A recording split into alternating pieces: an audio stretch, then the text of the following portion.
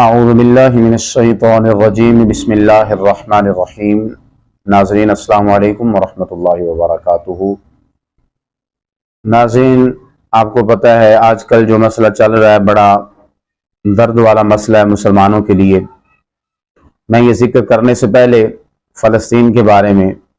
سید عالم صلی اللہ علیہ وسلم آپ کی ایک حدیث مبارکہ، حضرت سیدنا انس رضی اللہ تعالی عنہ آپ نے فرمایا کہ رسول پاک صلی اللہ علیہ وسلم آپ تمام انسانوں سے زیادہ حسین و جمیل بھی تھے اور مصطفیٰ کریم سب سے بڑھ کے سخی بھی تھے اور سب سے بڑے بہادر بھی مصطفیٰ کریم علیہ السلام تھے۔ اور صحابہ کرام نے مختلف مواقع پر سید عالم صلی اللہ علیہ وسلم آپ کی بہادری کے ایسے حسین واقعات روایت کیے کہ جن سے عقل جو ہے وہ دنگ رہ جاتی ہے، اور آپ کی نگاہ عنایت اور تربیت کی برکت ہے کہ صحابہ کرام سے لے کر آج تک غلامان مصطفیٰ نے بھی ہر دور کے اندر بہادری کی ایسی داستانیں رقم کی ہیں کہ جو تاریخ کے ماتھے کا جومر ہیں۔ اب ذرا سنیے، ابھی قریب ہی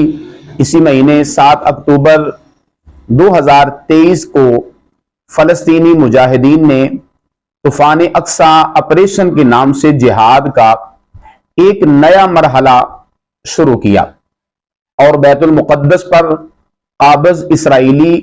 درندوں کے سینوں پر مونگ ڈلتے ہوئے نہ صرف انہیں پوری دنیا کے سامنے ذلیل کیا بلکہ بھاری جانی و مالی نقصان بھی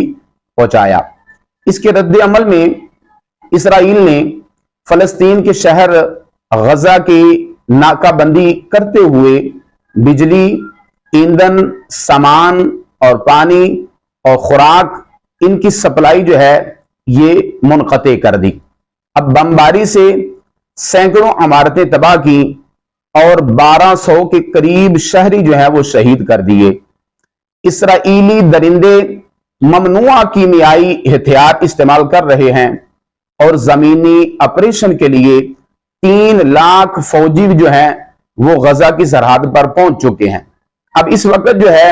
یہ پوری دنیا بھر کے جو مسلمان ہیں ان کا امتحان ہے کہ وہ بیت المقدس کی آزادی اور فلسطینی بھائیوں کی مدد کے لیے میدان میں آتے ہیں یا صرف حسب روایت صرف مذمتی بیانات داغنے تک ہی جو ہے وہ بات رہتی ہے۔ ابھی ہمیں جاگنا چاہیے اور پوری دنیا کے مسلمانوں کو اپنے دل کے اندر یہ درد محسوس کرنا چاہیے کہ وہ ہمارے بھائی جو ہیں وہ اسلام کی خاطر اور ہمارا وہ قبلہ اول بیت المقدس جو مسلمانوں کا قبلہ اول ہے اس کی خاطر وہ اپنی جانیں پیش کر رہے ہیں، اور ان کے بچوں کا کیا حال ہے اور ان کے گھروں کا کیا حال ہے یہ ہمیں سوچنا چاہیے، اور ہمیں اور ہمارے حکمرانوں کو جو ہے نکلنا چاہیے اور حکمرانوں کو اپنے اندر غیرت ایمانی پیدا کرنی چاہیے۔ اب ضرورت ہے جہاد کی۔ اللہ تعالی ہم سب کو سمجھ عطا فرمائے اور اپنے مسلمان بھائیوں کا درد محسوس کرنے کی اللہ توفیق نصیب فرمائے۔ آمین بجاہ النبی الکریم۔